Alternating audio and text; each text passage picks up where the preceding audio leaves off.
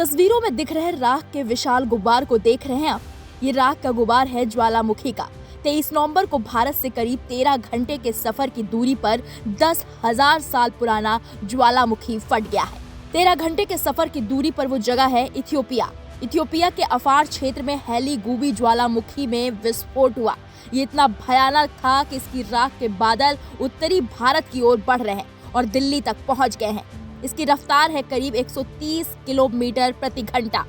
सबसे पहले ये राख बादल भारत में पश्चिमी राजस्थान के जोधपुर और जैसलमेर के ऊपर से आया। फिर धीरे धीरे ये राख बादल दिल्ली, हरियाणा और राजस्थान के बड़े हिस्सों में फैल गया।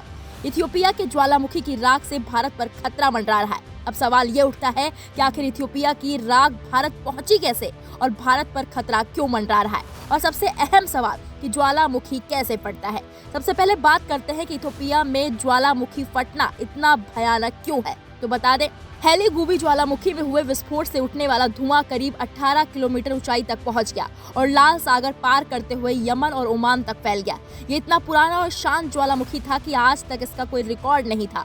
हालांकि इस मामले में किसी की मौत नहीं हुई है, लेकिन यमन और ओमान की सरकार ने लोगों को सावधानी बरतने के लिए कहा है, खासकर जिन्हें सांस लेने में तकलीफ होती है। एमिरात एस्ट्रोनॉमिकल सोसाइटी के चेयरमैन इब्राहिम अल जारवान ने कहा, ये घटना वैज्ञानिकों के लिए एक दुर्लभ मौका है जिसमें वो एक ऐसे ज्वालामुखी को करीब से समझ सकते हैं जो बहुत लंबे समय बाद फटा है। दावा किया जा रहा है कि ज्वालामुखी शांत होता दिख रहा है, लेकिन विशेषज्ञों का कहना है कि शील्ड वॉल्केनो में शुरुआती विस्फोट के बाद कभी कभी दोबारा धमाके भी हो सकते हैं। अब जिन्हें नहीं पता कि ज्वालामुखी क्या होता है और ये कैसे फटता है, तो उन्हें बता दें, ज्वालामुखी धरती की सतह पर मौजूद प्राकृतिक दरारें होती हैं। इनसे होकर धरती के आंतरिक भाग से पिघला हुआ पदार्थ जैसे मैग्मा, लावा, राख विस्फोट के साथ बाहर निकलते हैं। ज्वालामुखी पृथ्वी पर मौजूद 60 टेक्टोनिक प्लेट्स और 28 सब टेक्टोनिक प्लेट्स के आपस में टकराने की वजह से बनते हैं। धरती 7 टेक्टोनिक प्लेट्स में बटी है। धरती के नीचे की ये प्लेटें सालाना 2 से 10 किलोमीटर तक हिलती रहती हैं। प्लेटों की इसी हलचल से ज्वालामुखी बनते हैं। सबसे पहले टेक्टोनिक प्लेटों के आपस में टकराने से गर्मी बढ़ती है और पृथ्वी की ऊपरी क्रस्ट के नीचे की चट्टानी परत पिघलने लगती है। मेंटल की चट्टानें पिघलने से गहराई से भाप और गैसें ऊपर उठती हैं और ऊपर की चट्टानों को भी पिघला देती हैं। पिघली हुई चट्टानों से बना 1300 डिग्री सेल्सियस तापमान वाला गाढ़ा पदार्थ यानी मैग्मा हल्का होने की वजह से धीरे धीरे ऊपर उठता है। मैग्मा ऊपर आकर इकट्ठा होने लगता है, जिसे मैग्मा चैम्बर भी कहते हैं। मैग्मा में गैसें ज्यादा होने से पृथ्वी की क्रस्ट में दरारें पड़ती हैं। दबाव बढ़ने पर मैग्मा इन दरारों से बाहर आने लगता है, जिसे ज्वालामुखी फूटना कहते हैं और मैग्मा लावा कहलाता है। हालांकि पूरी दुनिया में ज्वालामुखी को ट्रैक करने वाली संस्था नेशनल पार्क सर्विस के मुताबिक पूरी दुनिया में करीब 1600 ज्वालामुखी हैं और 3 तरह के ज्वालामुखी होते हैं। पहला शील्ड ज्वालामुखी, दूसरा स्ट्रेटो ज्वालामुखी या कंपोजिट ज्वालामुखी, तीसरा है सिंडर कोन ज्वालामुखी। वैसे ये सबसे छोटे होते हैं और एक ही बार में जोरदार फटते हैं। अब बात कर लेते हैं हेली गुबी ज्वालामुखी यानी कि इथियोपिया में फटा ज्वालामुखी भारत के लिए खतरा क्यों बन सकता है। गल्फ न्यूज की रिपोर्ट के मुताबिक विस्फोट के साथ बड़ी मात्रा में सल्फर डाइऑक्साइड भी निकला, जिससे पर्यावरण और स्वास्थ्य पर असर को लेकर चिंता बढ़ गई है।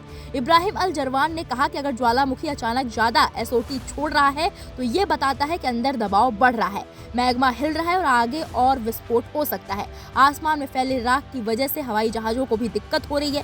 भारत के ऊपर भी राख आ रही है, इसलिए दिल्ली, जयपुर जैसे इलाकों में उड़ानों पर नजर रखी जा रही है। अधिकारियों ने बताया कि ज्वालामुखी विस्फोट के कारण कोच्चि हवाई अड्डे से रवाना होने वाले 2 अंतर्राष्ट्रीय उड़ानें रद्द कर दी गई हैं। राख के कण इंजन को नुकसान पहुंचा सकते हैं, इसलिए इंटरनेशनल विमानन प्रोटोकॉल के तहत सतर्कता बरती जा रही है। दरअसल ज्वालामुखी से निकला लावा असल में पिघला हुआ पत्थर होता है। इससे निकलने वाला लावा राख और गैसें वगैरह आसपास के इलाकों के लिए खतरा पैदा करते हैं।